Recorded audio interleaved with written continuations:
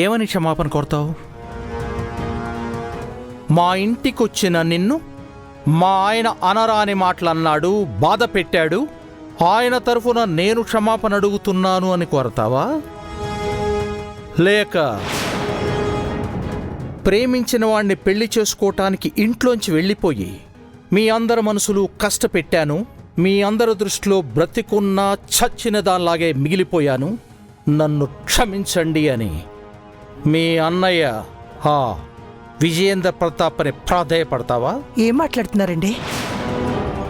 నేను గంగవాళ్ళ ఇంటికి వెళ్ళాలనుకుంటున్నాను. దానికి మా అన్నయ్యకి ఏంటి సంబంధం?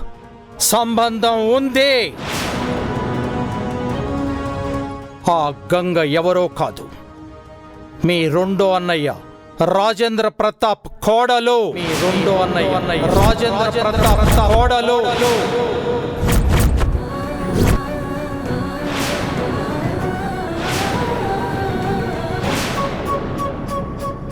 అంటే అంటే రుద్ర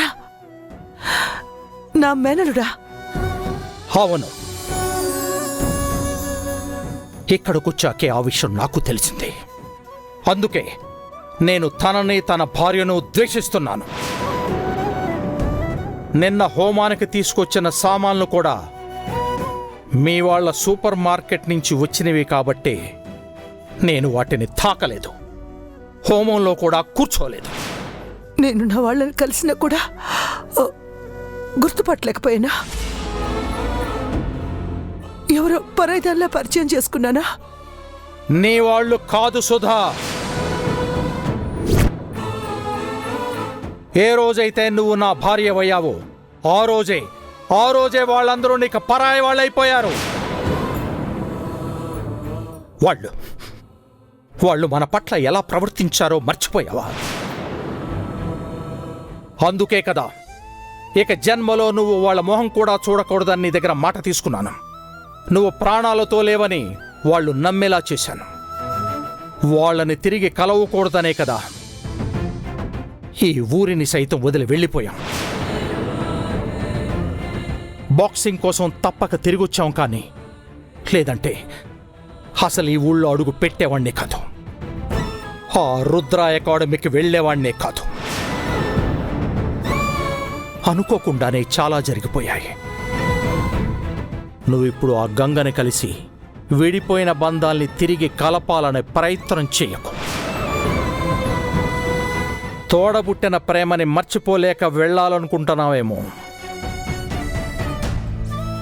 వాళ్ళిప్పుడు వ్యాపారంలో, ఆస్తుల్లో, అంతస్తుల్లో నీకు కనిపించినంత స్థాయిలో ఉన్నారు. వెళ్ళి అవమానాలు పడకు. వాళ్ళు చేసిన దారుణాల్ని నువ్వు మర్చిపోయినా నేను మాత్రం మర్చిపోను. That's it.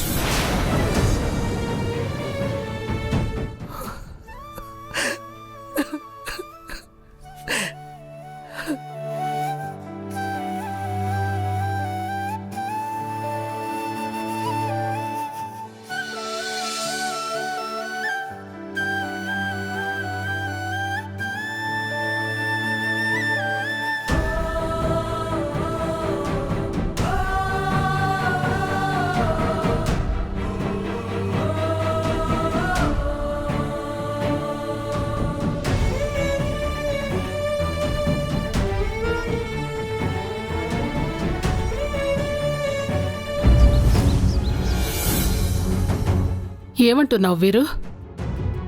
ప్రీతి డెలివరీ దగ్గరలో పెట్టుకుని ఇప్పుడు తను ఎక్కడికో దూరంగా తీసుకెళ్తానంటున్నావేంటి?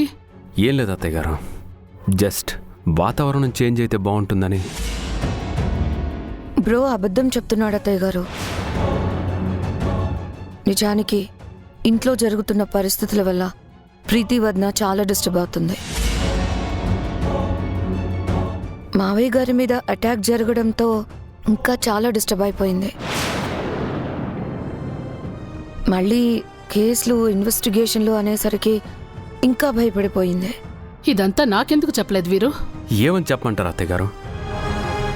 నా భార్య ఇబ్బంది పడకూడదని మావయ్య గారిని చంపాలనుకున్న వాళ్ళ గురించి తెలుసుకోకుండా వదిలేమని చెప్పాలా?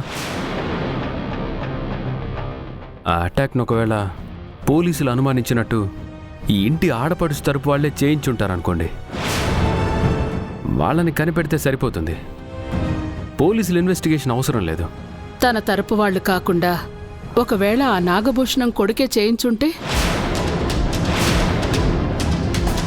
పోలీసులు అతన్ని కూడా అనుమానిస్తున్నారు కదా. నో అత్తయ్య గారు, ఎప్పుడో వాళ్ళ నాన్నకి ఏదో జరిగిందని ఇప్పుడు రివెంజ్ తీర్చుకోవాలనుకోవడానికి ఇదేమైనా సినిమానా? అతను అయ్యి ఉండేట్లేండి. ఏదేమైనా ప్రీతిని టెన్షన్స్కి దూరంగా ఉంచడమే బెటర్ అనిపిస్తుంది. అక్కర్లేదు.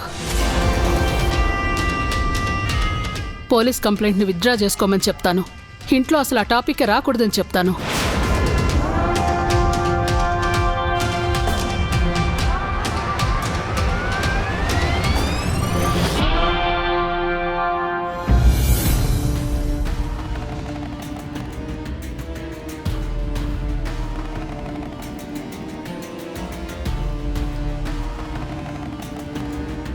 ఏం మాట్లాడరేంటండి? నువ్వు ప్రీతి గురించి ఆలోచించడం కరెక్టే శకుంతల.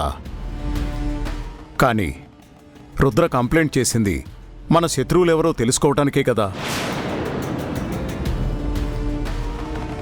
ఇప్పుడు కేసు విత్డ్రా చేసుకోమంటే రుద్రని అడ్డుకున్నట్టే అవుతుంది.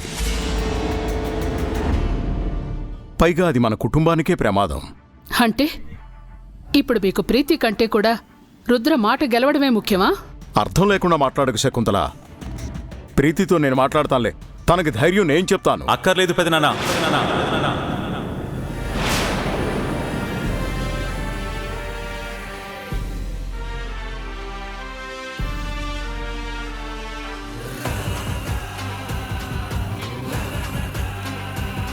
నేనే కేసు విత్డ్రా చేసుకుంటాను పెదనాన్న. రుద్రా? అవును పెదనాన్న. ప్రీతి కంటే మనకేది ముఖ్యం కాదు. పెద్దమ్మ చెప్పినట్టు ప్రీతి ఎలాంటి టెన్షన్స్ తీసుకోకూడదు. కానీ ఈ కుటుంబానికి శత్రువు ఎవరని తెలుసుకోకపోతే ప్రమాదం కదా. మీరేం కంగారు పడకండి పెదనాన్న. ఈ ఇంటి శత్రువుల్ని బయటికి రప్పించి తగిన విధంగా బుద్ధి చెప్పే బాధ్యత నాది. పోలీసులు ఇన్వెస్టిగేషన్ చేయకపోతే ఏమవుతుందిలే పెదనాన్న. నా ఇన్వెస్టిగేషన్ నేను చేస్తూనే ఉంటాను కదా. ఐఎమ్ ష్యూర్ నా నుంచి వాడు ఎక్కువ కాలం తప్పించుకోలేడు పెదనాన్న.